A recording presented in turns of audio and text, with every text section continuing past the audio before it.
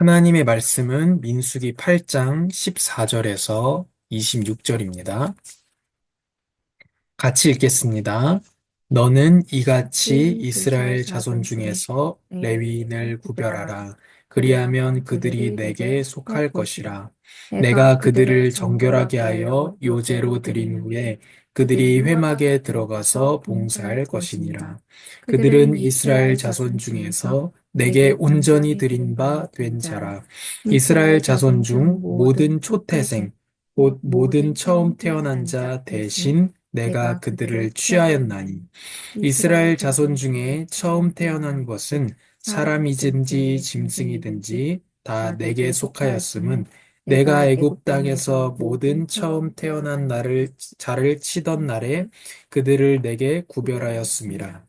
이러므로 내가 이스라엘 자손 중 모든 처음 태어난 자 대신 레위인을 취하였느니라. 내가 이스라엘 자손 중에서 레위인을 취하여 그들을 아론과 그의 아들들에게 주어 그들로 회막에서 이스라엘 자손을 대신하여 봉사하게 하며 또 이스라엘 자손을 위하여 속죄하게 하였나니 이는 이스라엘 자손이 성소에 가까이 할 때에 그들 중에 재앙이 없게 하려 하였음이니라. 모세와 아론과 이스라엘 자손의 온 회중이 여호와께서 레위인에 대하여 모세에게 명령하신 것을 다 따라 레위인에게 행하였으되 곧 이스라엘 자손이 그와 같이 그들에게 행하였더라. 레위인이 이에 죄에서 스스로 깨끗하게 하고 그들의 옷을 빨매 아론이 그들을 여호와 앞에 요제로 드리고 그가 또 그들을 위하여 속죄하여 정결하게 한 후에 레위인이 회막에 들어가서 아론과 그의 아들들 앞에서 봉사하니라. 여호와께서 레위인의 일에 대하여 모세에게 명령하게 하신 것을 따라 그와 같이 그들에게 행하였더라. 여호와께서 또 모세에게 말씀하여 이르시되 레위인은 이같이 할지니 곧 25세 이상으로는 회막에 들어가서 복무하고 봉사할 것이요 50세부터는 그 일을 쉬어 봉사하지 아니할 것이나 그의 형제와 함께 회막에서 돕는 직무를 지킬 것이요 일하지 아니할 것이라. 너는 레위인의 직무에 대하여 이같이 할지니라. 아멘. 말씀이신 하나님, 지금 우리가 하나님의 말씀을 알도록 성령께서 우리에게 지혜를 주시고, 말씀을 따라 살아가며 말씀을 나타내는 삶이 되도록 빛을 비추어 주시옵소서. 예수님의 이름으로 기도합니다. 아멘. 어, 인사이드 아웃이라는 영화가 있습니다. 지금 만화 영화예요. 애니메이션인데 만화 영화죠. 거기 이제 주인공 그 여자의 마음 속에서 벌어지는 일들입니다. 근데 거기서 어, 이 중요한 그 주인공 캐릭터가 곤경에 빠지게 됩니다. 그래서 아주 깊은 곳에, 깊은 절망 속에 그 주인공이 빠져버립니다. 근데 그 주인공이 의 마음이잖아요. 마음속이잖아요. 그 마음속이다 보니까 어렸을 때 가지고 놀던 그 인형이라고 해야 될까요? 그게 마음속에, 이 애 마음속에 있는 거죠. 근데 이 아이의 마음속에서 이제 이 절망 속에 굴러 떨어졌는데 자기가 잊고 있었던 그 인형을 만나게 되는 거예요. 그 만화 영화니까 그 인형이 말도 하고 이제 그 친구를 다시 아, 높은 데로 올려주기 위해서 이제 막 열심히 노력을 하는 과정입니다. 그래서 뭘 타고 이렇게 날아갑니다. 근데 아무리 다시 그 절망 속에서 이 인형이 이 주인공을 도와줘서 날아가려고 해도 안 되는 거예요. 조금 모자라요. 조금 모자라요. 그래서 어, 그, 거기에 계속 그 망각 그 밑에 빠져 있으면 잊혀져 버리는 거예요. 무의식 속으로 이제 들어가 버리는 거죠.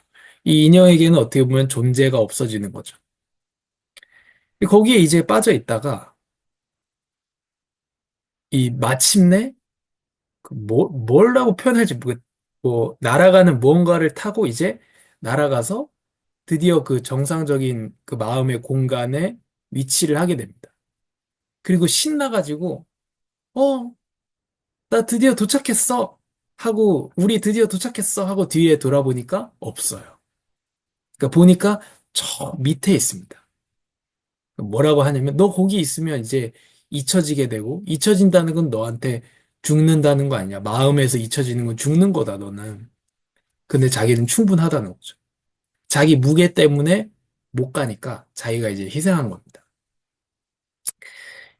이런 얘기들이 이제 굉장히 슬프면서도 감동적인 얘기인데 전 그게 너무 저한테 감동적이더라고요. 그 만화 영화 보는데 저 그 만화 영화 보면서 예수님을 생각했거든요. 너무 감동인 거예요. 대신한다는 거. 그래서 오늘 말씀의 제목이 대신하는 사람이잖아요. 예수님이 요한복음 15장 13절 14절에 이렇게 말씀하십니다. 사람이 친구를 위하여 자기 목숨을 버리면 이보다 더 큰 사랑이 없나니. 너희가 내 말을 지키면 나의 친구라. 사랑 중에 최고의 사랑이 무엇이냐? 그 질문에 대한 답입니다. 친구를 위해서 목숨을 버리는. 근데 예수님 뭐라고 말씀하십니까? 너희가 나의 친구다.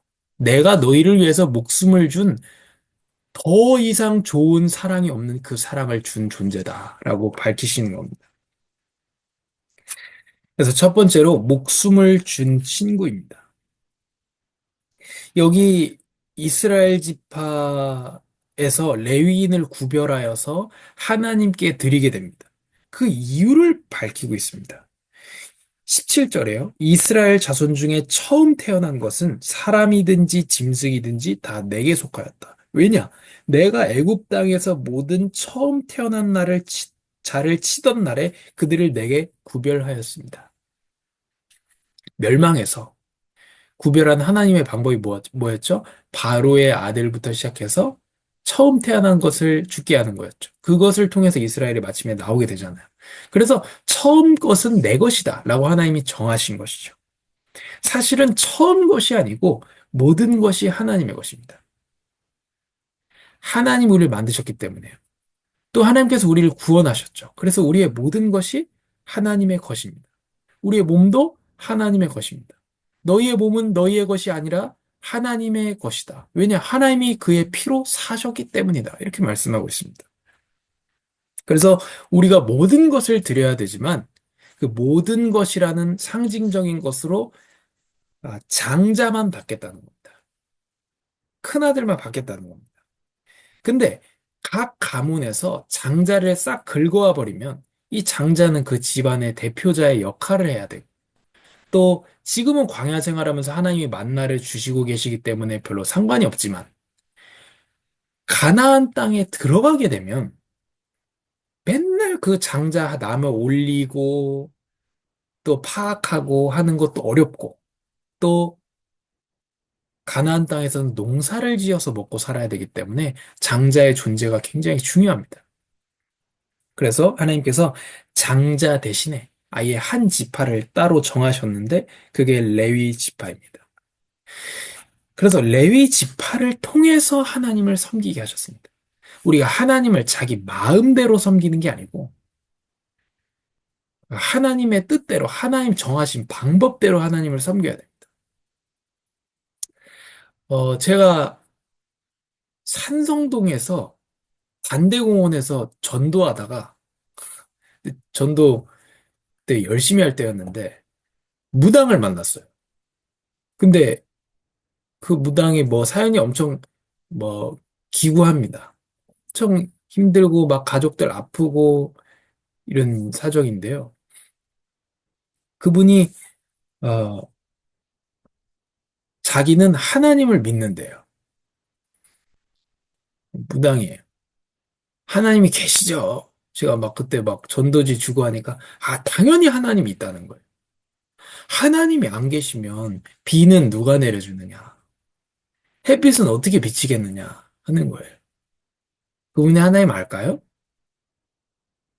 어느 정도 느낄 수는 있겠지만요. 하나님은 예수 그리스도를 통해서 하나님을 알 수가 있습니다. 그분은 어떤 존재를 생각하는 거겠죠. 어떤 존재가 있어서 우리에게 은혜를 내려준다. 이 정도 생각하고 있는 겁니다. 그런데 하나님은 레위 지파를 통해서 이스라엘 백성이 하나님을 섬기게 하셨어요. 이것이 무엇을 말하느냐? 레위 지파는 마다들을 대신해서 드려줬잖아요.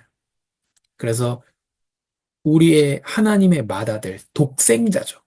하나님이 세상을 이처럼 사랑하사 독생자 하나밖에 없는 그 마다들.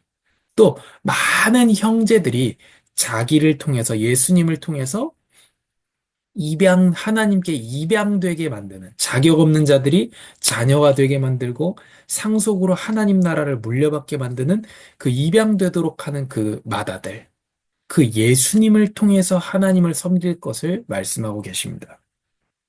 모든 사람이 죄인이어서 모든 사람이 다 죽어야 됩니다. 근데 예수님 한 분이 대신하신 겁니다. 인자가 온 것은 섬김을 받으려 함이 아니고 오히려 섬기려 하고 자기 목숨을 많은 사람의 대속물로 주려 하십니다. 그래서 왕이신 예수님이 예루살렘에 십자가 지러 오실 때, 그 성문으로 들어오실 때 전쟁을 위한 말이 아니라 평화의 사자로서 나귀를 타고 오시죠. 죽으러 오셨기 때문에 그렇습니다. 그 전쟁을 통해 이기는 왕이 아니라 죽음을 통해서 우리의 구주가 되시고 죽음을 통해서 대신 죽음을 통해서 우리의 왕이 되시는 것이 하나님의 방법입니다. 그래서 이 세상에 없는 게 만들어지는 거예요. 너희 중에 높고자 하는 자는 낮아질 것이다. 라고 하는 정말 이 세상에 존재할 수가 없는 말이 여기서 그 사랑이 나오는 겁니다. 빌립보서 2장이 말씀하고 있는 것처럼 스스로를 낮추신 예수님을 아버지께서 보좌 우편으로 다시 높이셨다. 그래서 우리 성도의 삶의 방식이 어떻게 되느냐? 낮추는 데 있다는 겁니다. 우리가 따뜻한 교회에 떠나서 믿음의 공동체를 떠나서 왜 세상으로 가야 됩니까? 단순히 먹고 살기 위해서가 아닙니다. 그건 매우 중요한 문제인데요. 그 문제를 넘어서서 우리가 예수님께서 세상에서 우리를 불러내기 위해서 그 세상에 오신 것처럼 우리가 세상으로 나가서 다른 사람을 그 건지는 일에 동역하기를 원하시기 때문입니다. 그래서 사람 낚는 어부라고 말씀하셨죠. 한 사람으로 인해서 죄가 들어오고 한 사람의 죄로 인해서 죽음이 우리에게 들어왔습니다. 한 사람 예수 그리스도의 죽음과 한 사람 예수 그리스도의 부활을 통해서 우리가 영생과 의를 얻게 되었습니다. 그리고 또 오늘 23절부터 26절에 보면요.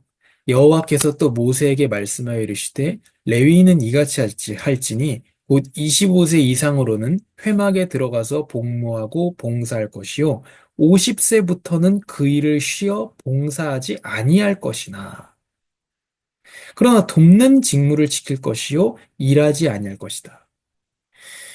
일하는 기간이 25세부터요. 어디는 30세라고 하는데 그래서 25세부터 30세까지는 견습이다. 이렇게 뭐 볼 수도 있겠는데요. 어쨌든 25세부터 50세까지 25년 동안 복무하게 됩니다. 레위인이요. 그리고 50세가 되면요. 쉽니다. 그렇다고 해서 일을 하는 것은 아닙니다. 뭘 하죠? 도와주는 역할을 하는 것이죠. 그 25세에서 50세 일하고 있는 직분을 가진 사람들을 도와주는 역할을 하는 겁니다. 그래서 두 번째로 목숨을 준 친구를 섬기라는 것이죠. 근데 어떻게 또 섬길 거냐는 겁니다. 섬김에 때가 있습니다. 그래서 흔히들 교회에 명예 장로, 명예 권사 이런 게 있죠.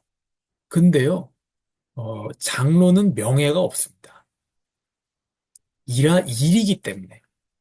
장로는 일이기 때문에 명예가, 물론 명예가 있죠. 하나님 주신 명예가 있는데, 아, 내가 하나님 나의 직분 맡겨주셨구나. 일을 맡겨주셨다는 명예지. 명예, 노예. 들어보셨습니까? 우리는 그리스도의 종입니다. 직분자들은 그리스도의 종이에요. 모든 성도가 그렇지만. 그래서 종은 명예가 없습니다. 일만 있어요, 일. 종 그만두고 퇴직금 받는 종 보셨습니까? 종은 일만 있어요. 그래서 명예장로, 명예권사라는 건 말이 안 되는 소리입니다. 그건 무슨 생각에서 출발하는 거냐면, 직분이 감투라는 생각에서 출발하는 거예요. 한 자리 준다. 어우, 헌금 많이 하셨네? 한 자리 준다. 이런 생각을 하고 있는 게 아니죠. 물론 성도도, 어떤 성도든지 간에 각자의 교회 안에서 맡겨진 역할이 있습니다. 그러나 내가 직분자가 되었다 함은 일을 말하는 겁니다. 나의 섬김을 얘기하는 겁니다. 그래서요, 네덜란드 개혁교회 같은데 보면요, 장로 임기가 있어요. 2년이에요, 2년. 2년 장로하면 다시 성도 됩니다. 시간 돼서 다시 장로로 뽑히잖아요? 또 2년이에요. 그리고 다시 성도 됩니다. 아, 저 지금 장로 못해요. 지금 제가 너무 여기에 가정 일이 너무 바빠서 못하겠습니다. 하고, 정리되면 다시 그 교회에 뽑는 절차에 따라서 다시 뽑습니다. 그럼 2년만 장로예요, 이 사람은. 그렇기 때문에, 아, 이번에는 재정에 관련된 장로를 뽑습니다. 이번에는 교육을 시키는 장로를 뽑습니다. 직원 뽑는 것처럼 일이 정해져 있어요. 이번엔 건축 담당할 장로를 뽑습니다. 정해져 있어요. 그 장로를 2년만 뽑습니다. 감투가 아니에요. 그리고 다시 그 직분을 내려놓습니다. 내려놓을 때 뭐라고 하냐면요. 시원섭섭하다 그래요. 근데 섭섭한 것보다요. 시원하다 그래요. 왜 시원할까요? 2년밖에 없어요. 그러니까 뭐 하죠? 올인합니다. 여기 교회, 이런 네덜란드 개혁교회 직분 맡은 사람들은요, 2년이잖아요. 직장 그만두는 사람도 있어요. 그것만 해요. 장로일만. 집사일만 합니다. 자기가 교회에서 직분자로서 그 일을 하고 섬겨요. 그리고 정말 성실해하고 신방하고 하고요. 그 다음에 2년 지나면 너무 행복하네. 물론 그 하는 동안 주님의 은혜가 있었겠지만도 그 정도로 했다는 거예요. 왜죠? 임기가 있으니까. 무제한으로 해먹겠다. 이런 게 아니라는 겁니다. 여기서 뭐랍니까? 25세부터 50세까지예요. 레위인의 직무가요. 물론 이거는 지금 당장 해가지고 25세부터 적용하자. 50세 되면 너 목사도 다 성도로 돌아가고, 장로도 다 평신도로 돌아가고, 이런 걸 말하는 건 아니겠죠. 이때 50세의 개념하고 지금의 50세의 개념이 다르니까요. 근데 여기 또 신기한 점이 25세부터 일한다는 거예요. 레이지파가 하는 일이 25세까지 나이 들 필요는 없습니다. 대학 나와야 할 수 있는 일은 아니에요. 뭐 양 잡고, 소 잡고, 물건 나르고 이런 거란 말이에요. 근데 왜 25세까지 합니까? 이런 거 한 15살만 되면 할 수 있지 않나요? 뭘 말하냐? 하나님의 일을 하려면 영적으로, 마음에, 정신적으로 준비가 돼 있어야 된다는 겁니다. 그러니까 하나님의 일을 할 사람은 항상 자기를 준비시켜야 된다는 겁니다. 영적으로, 정신적으로, 마음적으로, 몸도 준비가 돼야 된다는 겁니다. 그리고 가장 좋을 나이라고 할 수도 있는, 물론 저는 가장 좋은 나이는 자기 자신의 나이라고 생각을 하는데, 그때, 그래서 여기에 25세부터 50세까지 정해주는 것으로요, 동기를 주는 거예요. 전심전력하는 겁니다. 시간 가면 다시 못해요. 그리고요, 50세가 되면요, 다시, 뭐, 레위 집한데 다시 다른 걸 하는 게 아닙니다. 25세부터 50세까지를 도와준 일을 합니다. 지혜를 주는 거죠. 그리고 뭘 합니까? 세대 간의 협력을 말하는. 나이 든 사람도 배제되지 않고 함께 일을 하는, 도와줄 수 있도록 하는 것. 근데 이게 아름다운 교회의 모습입니다. 그래서 내가 직분 맡았다는 것은 어, 영원히 있는 시간이 아닙니다. 우리가 임기가 있든 없든지 간에. 어, 교회 직분이 항존직이다. 이런 말이 있습니다. 그래서 그런 말들을 이제 은퇴하기 싫은 사람들이 주로 많이 하는데 그 항존직이라는 말은 뭐냐면 항상 존재해야 되는 직분이다. 그 말은 교회의 집사는 있어야 된다. 교회의 장로는 있어야 된다. 교회의 목사는 내가 영원히 해먹겠다는 게 아니고 누구라도 있기는 있어야 된다. 교회는 목사라는 게. 이항존직을 얘기하는 겁니다. 그래서 다른 데 보면 교회 아, 직원이라고 얘기해요. 그 우리 교회 정치나 이런 웨스트민스터 교회 정치나 장로교회의 표본이 되는 책들을 보면 교회의 직원이라고 말합니다. 목사를 교회 직원이라고 얘기해요. 근데 어쨌든 명예가 아니고 일. 내가 하나님 나에게 무슨 일을 맡기실 것인가? 내가 정해진 기간에 내가 장로로서 내가 또 집사로서 또 나는 목회자로서 나는 무슨 일을 해야 될 것인가? 끝이 정해져 있다는 거예요, 우리는. 그래서 더 전심할 수 있고 또 협력할 수 있는 그런 아름다운 교회가 되기를 바랍니다. 중요한 것은 목숨을 준 친구를 섬기는 방법입니다. 그 말은 우리 마음속에 뭐가 차야겠습니까? 목숨을 준 친구에 대한 사랑. 그것이 우리의 마음에 가득 채워지기를 바랍니다. 하나님 감사합니다. 우리를 대신하여 목숨을 주신 예수 그리스도의 그 사랑에 감사합니다. 하나님이 우리를 너무 사랑하셔서 독생자를 보내주시고 우리의 모든 죄악을 대신해서 예수 그리스도께서 십자가에서 죽으시고 부활하심으로 그분 한 분의 죽음이 우리의 생명이 되고 한 분의 죽음이 우리의 부활이 되고 한 분의 죽음이 우리가 의를 얻고 하나님 앞에 살아가게 되는 길을 열어주시니 감사합니다. 우리가 않았지만 예수님께서 완전 순종하심으로 우리가 순종한 것처럼 여겨지게 하여 주시니 감사합니다. 우리가 거룩하지 않고 더럽지만 예수님께서 스스로를 거룩하게 하심으로 우리가 하나님 앞에서 거룩하게 여겨지게 하시고 또 그리스도 안에서 우리가 점점 거룩하며 완전히 거룩하게 하여 주실 것에 감사합니다. 예수님을 섬기기 위해서 하나님을 섬기기 위해서 전심전력하게 하시고 또한 협력하는 아름다운 주님을 바라보는 교회가 되게 하여 주시옵소서. 예수님의 이름으로 기도합니다. 아멘.